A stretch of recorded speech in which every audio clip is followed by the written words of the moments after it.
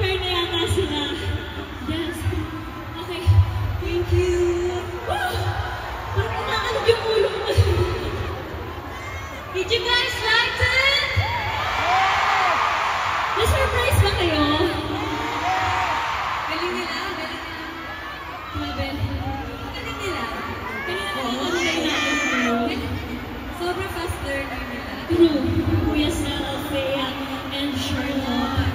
Hindi, tsaka feeling ko, na-miss din talaga ng P-pop fans and listeners natin na magkakasama talaga tayo sa isang stage. So, thank you, Aling Kuling, for giving us a chance to perform again on stage together. Pure gold lang pala din ang magpapasama-sama sa atin ng ganito. And before we do our final song in this segment, gusto namin yung i-take time na to again para magpasalamat po ulit. Salamat po sa warm welcome na sabihin niyo salamat. Sobrang appreciate po namin. And just like what we always say, kailangan lang ng mga bagong artist sa industry na to na mga matang manonood at tayong makikinig. Bigyan natin sila ng confidence. Pwede ba yun? Pwede ba yun?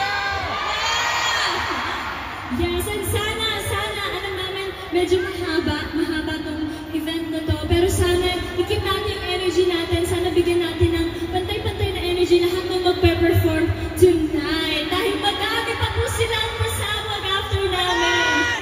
Yes, Ate Maloy! Yes, I believe that this will be a historic Pure Gold OBMCon 2025! Yes, kaya walang uuwi at walang mag-skip dahil kung na-surpresa kayo sa segment namin, ano pa yung mga susunod? Oo naman! So, abangan niyo yan! Again, thank you so much po sa lahat ng fandom na nandito. Maraming salamat po for the love and support.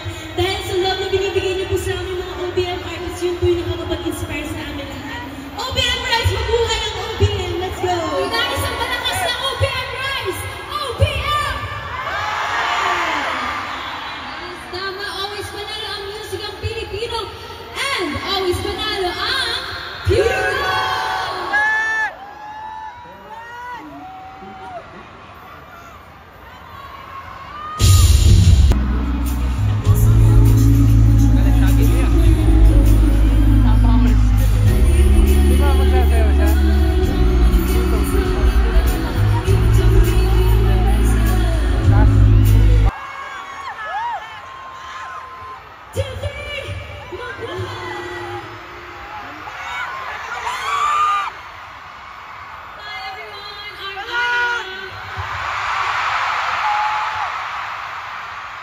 What's up, it's Joanna!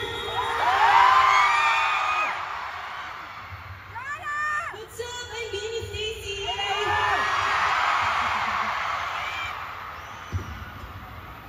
Hi everyone, I'm Gwen!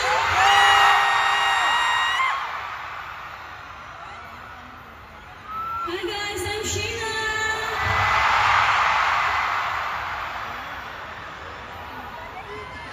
Hi everyone, it's Mika.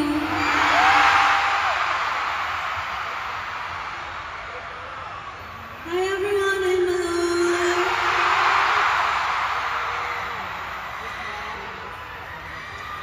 Hi guys, I'm Colette. And we masayang araw ng OBMCon! Kamusta kayong lahat mga ka-Pure Gold? Alam mo na, medyo hindi maganda yung weather, pero don't worry, no? Pagagandahin natin yan ngayong gabi.